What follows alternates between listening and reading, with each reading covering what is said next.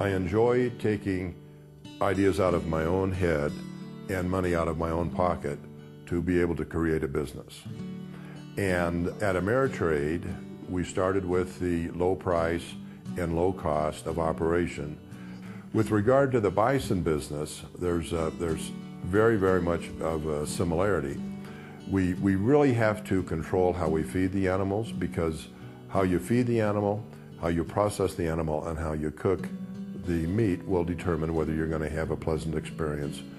I saw a way to build a brand. I built a brand with Ameritrade in discount brokerage, and I saw a way to build a brand in the bison industry with this wonderful, healthy, and delicious meat where there wasn't any continuity of quality in the marketplace. Next on The American Rancher, we travel to Wyoming and visit the Jackson Fork Ranch with Joe Ricketts.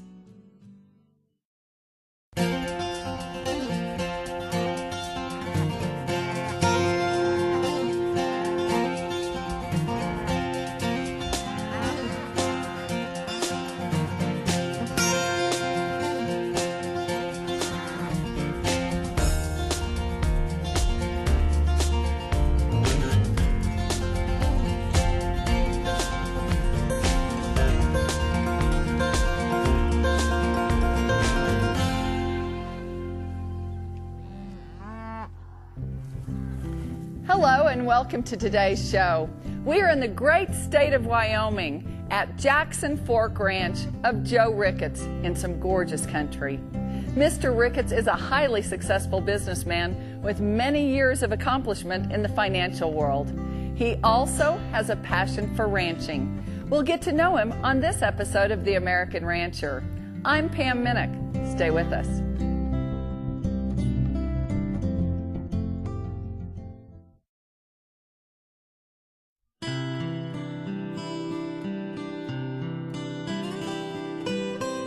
Welcome back to The American Rancher.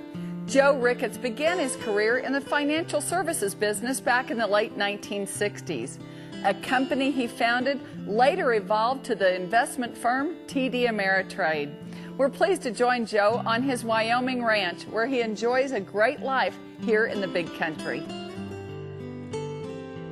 Joe Ricketts spent more than 35 years helping to build and run the world's largest online brokerage, TD Ameritrade. During his career, he pioneered technology use in the financial services industry and developed services for the self-managed investor. Today, Mr. Ricketts focuses on a variety of interests, including business, philanthropy, and ranching. I really got into the bison by stopping at a ranch. I used to have a couple of friends, and our wives would drive across South Dakota to go skiing at the Black Hills, and my friend said, "Would you like to stop by this buffalo ranch and see the buffalo?" And we said yes. And then the housewife invited us for lunch, and we accepted, and she brought out of the warming oven a platter of T-bone steaks that were about that thick, and they were huge, and said, "These are bison T-bone steaks." Well, in my mind, bison is a wild animal. The steaks were going to be tough, and we didn't have a steak knife. We only had a butter knife. And so I became fascinated with the fact that the meat was tender, juicy, and delicious, that it was very, very healthy, lower in calories, lower in cholesterol, lower in fat. Joe Ricketts graduated from Creighton University with an economics degree. He climbed the ladder in the investment and securities business with stops at Dean Witter and Dun & Bradstreet. In 1975, he co-founded First Omaha Securities, which later evolved into TD Ameritrade. I know that during the hard times of building Ameritrade, my wife would say, why are we doing this? My friends would tell me, why don't you get a job selling for IBM or selling canned corn or anything? You'll make more money than what you're doing. But of course, it wasn't my dream. And so sticking through the hard times really allows you to capitalize on the good times in a way that make it really rewarding when the good times come. And so when it came time for retirement, we found a place in the mountains, and really I looked to retire, and found out after a not very long period of time that I wasn't happy with retirement. I wasn't happy doing nothing that was productive, that I got my feeling of self-worth, my feeling of happiness from being able to develop businesses, develop jobs, develop profits, and make things grow and survive, thrive economically. So I went back to work and started several businesses, one of which is the bison business that we have. The Percheron is a breed of draft horses that originated in northern France, part of the former Perche province from which the breed takes its name. Usually gray or black in color, Percherons are well muscled and are known for their intelligence and willingness to work. I went to the Denver stock show, and I went to the arena. I had no idea they were going to show with draft horses. And I just happened to be standing by the gate that opened up, and a 6-horse hitch came galloping through. And my heart started pounding. I could hear the harness. I could feel the hooves. I could see the beauty of the animals. And I said, that is glorious. I've got to find out more about this. So I started asking questions and learning about the horses, learning about that industry, and said, I have the facilities, I might try to get a couple heavy horses. After just 4 years of building their prize-winning herd of registered Percheron champions, the Jackson Fork Ranch has initiated a comprehensive Percheron breeding program. The ranch enjoyed back-to-back World Congress wins in 2010 and 11 at Calgary's 6-horse hitch competition, and earned a coveted finalist position in the North American Classic Series. The decision to build a breeding program is a natural progression towards creating a whole new generation of champion Percherons. We can tell our horses all of a sudden become proud when we start putting on the harnesses. They know they're going to go into competition. I think the Calgary Stampede is absolutely wonderful when they bring in that full orchestra to be able to play the music live while the animals are there. There's a movement between the animal and the movement of the music of the real people that makes it really something special. Not only does the audience pick that up, but the horses pick that up too, I'm quite sure. We've been focusing this year on our breeding program. We will continue to focus on our breeding program going forward. Done properly, next year at this time we're going to have 10 foals. People are going to get to enjoy that. They're going to have that experience. They're going to have the experience of seeing the world-class horses pulling hitch right here on our property. We feel that's more consistent with Mr. Ricketts' vision for what he wanted from the Percherons. Joe Ricketts founded High Plains Bison in 2003 on the premise that consumers shouldn't have to choose between good eating and good health. Many of its cuts are certified by the American Heart Association as heart-healthy food. High Plains Bison products are all natural and 100% USDA certified. The full range of High Plains Bison products is available through select club stores, specialty and high-end grocers nationwide, and online at highplainsbison.com. The other part about the bison industry that fascinated me was that every local rancher would sell to the local locker plant who would process the meat and then sell to the local grocery store and the local restaurant. And every rancher had their own way of feeding, and every locker plant had their own way of processing, so there wasn't any continuity of quality. Sometimes you'd have a very nice experience when you ate bison, other times it may not be nice. So I saw the opportunity to build a brand so that when a consumer would buy the product, he would know by the brand and the label that he was getting a high quality product. What we learned very quickly was in order to give the housewife a consistent experience when she goes to the grocery store, and when I buy experience, I mean in this case when she looks at the price and looks at the value, she says, I want to buy it, and doesn't go in one day and say, my goodness, this bison's more expensive than I want to spend. In order to give that consistency, we had to bring stability to the pricing. And in order to bring stability to pricing, we had to get control across the entire supply chain.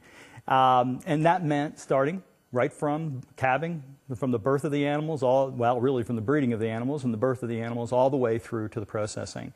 We are nicely profitable. There's huge leverage in it, so that with numbers, we increase our profits dramatically, and the return on equity is between 20 and 30%. That's heaven. Very risky. Very few people will want to try to do it. I find the challenge almost irresistible, but you've got to have the opportunity to raise the animals as well as process them in the way that you want, and then you've got to market in the way that you want. So you've got to put all of that together. Right now, the market consists of the ranchers, the processors, and then the people that market. But we do all of that. Joe Ricketts is a principled man who enjoys ranching and sharing his ideas and experiences with others. He cares deeply about our country as well. We'll continue our story with him when we return. This is The American Rancher.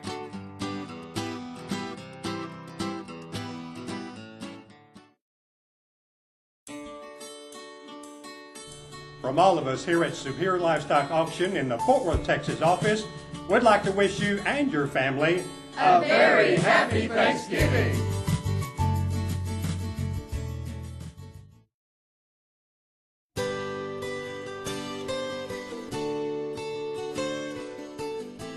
Welcome back. Joe Ricketts is applying the business principles he learned at Ameritrade to his High Plains bison business. Here's more on our story. Bison ranching calls for some degree of specialized handling and oversight. The northern plains are their natural environment, where they once roamed by the hundreds of thousands. Ranchers who raise them must understand the unique demands of bison. The big item is knowing how to keep the animals on the ranch.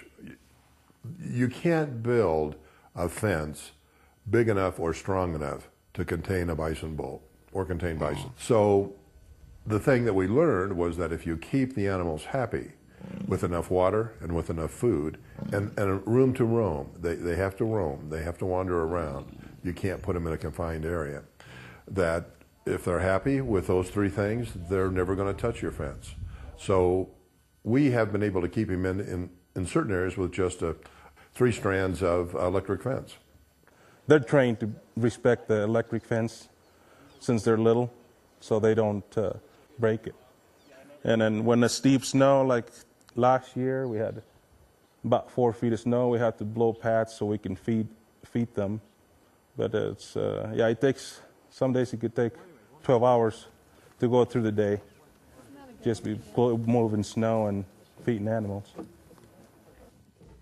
The bison are produced under strict guidelines using individual animal identification, feed source verification, authentication of animal care and husbandry, and all other facets of food safety and animal welfare. A good cow bison should have a calf every year for at least 12 years. We strive for about a 90% calving rate. And we process them at about 26 months. So they're about 2 years old when we process them. And one of the problems that we have is growing the herd as fast as the market will grow. If you devoted all of the heifers to reproduction, you could still only grow at about 20% a year. In 2010, the price of the bison meat, as called hot hanging weight, went from $2.20 a pound to approximately $4.20 a pound in about 9 months. So we lost a lot of business. So I knew that I couldn't continue to depend on being able to buy animals in the marketplace when our grocery stores and restaurants ordered the meat. If I couldn't buy it, I would lose the customer because I wouldn't be able to deliver. And I had to have some continuity of pricing in addition to quality. We will have about 3,000 calves every year. So that'll allow us to sell or process about 3,000 animals for our marketplace. Now, at the current time, we need about 7,000. So we're buying the balance in the open market, and we hopefully will be able to continue to do that forever. But just in case we run into a situation like what happened in 2010, I've got to have my own supply to come back and rely on. The history of Little Jackson Hole is tied to fur trading back in the early 1800s. Jedediah Smith, in search of the mother lode in beaver trapping, pioneered the discovery of what is called a small Eden of a valley near the headwaters of the Hoback River. When I read this was called Jackson Fork River by the early trappers, I said, well, I want it to be called Jackson Fork now. So I named my ranch Jackson Fork after what the beaver trappers called the river. This ranch is a perfect example of how Mr. Ricketts loves to share experiences with other folks. Anybody who comes here is exposed to all the things we have to offer here, the percherons, the fly fishing, the bison. Whether they take advantage of all of it or not is certainly up to them. But we try to give them the ability that when they get here, it wasn't just, well, I went to a nice place and it was quiet and I got a good night's sleep. It's here's all the things I did. The lodge at Jackson Fork Ranch is a wonderful getaway in the gorgeous high country of Wyoming. Fishing, trail riding, hiking, nature watching, all one could expect from a pristine landscape of stunning allure and beauty. You wake up, you have a chef-prepared breakfast, and then lunch is a gourmet picnic basket that's sent out. And then at dinner, it's a 3-course chef-prepared meal. And then afterwards, you can sit in the hot tub, you can take a sauna, you can watch the stars. There's a fire pit for if it's cool at night, sit by the fire pit. Personally, I think people don't think of Wyoming much as a fishing destination as much as it is. I think Montana, they think of Montana more as fishing, but we have great rivers here, and again, we're south of Jackson, and not too many people will travel that road. I added on to it and put in more amenities and made it a lodge for anglers, for people who wanted to fish for trout, who wanted to get out of the maddening crowd. I'd been trout fishing before on the Snake River, and there are spots where there's just so many boats and so many people. It just really takes away from the experience of trout fishing. Joe Ricketts founded Opportunity Education in 2005 and has funded its operations ever since. Its mission is straightforward: to make quality education accessible to children in developing nations.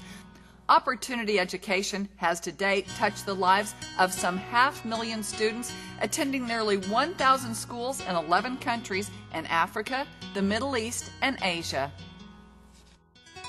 In October 2009, a trust that Joe and Marlene Ricketts established on behalf of their family acquired a 95% controlling interest in Major League Baseball's Chicago Cubs and Wrigley Field.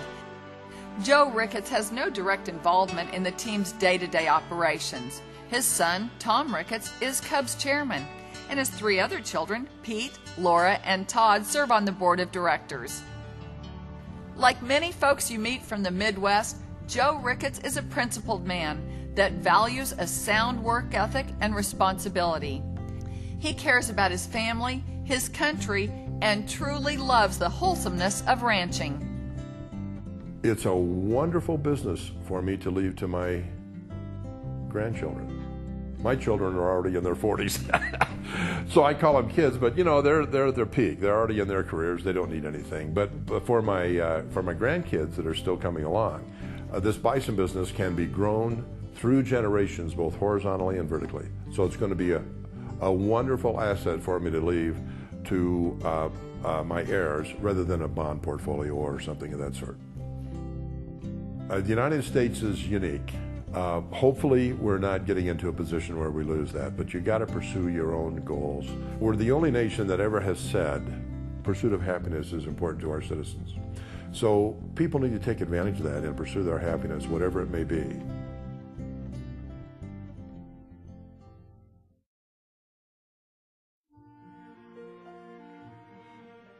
If you woke up this morning with more health than illness, you are more blessed than the 1 million people who will not survive this week.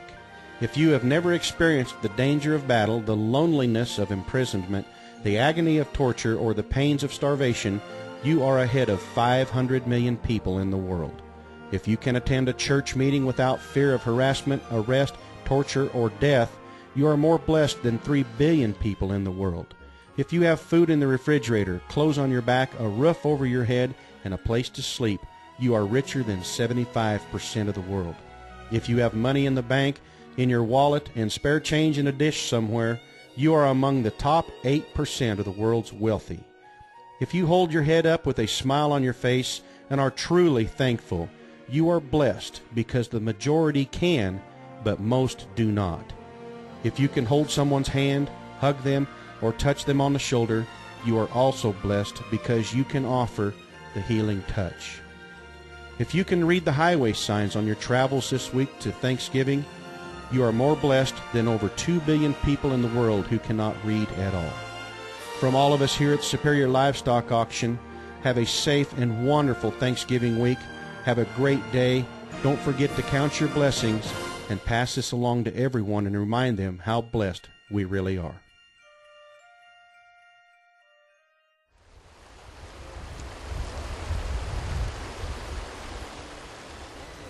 We'd like to thank Joe and Marlene Ricketts and their team for the great time we've had here at Jackson Fork Ranch in Wyoming. We'd also like to thank RFD TV for helping bring you this American Rancher special. We sure hope you enjoyed it as well.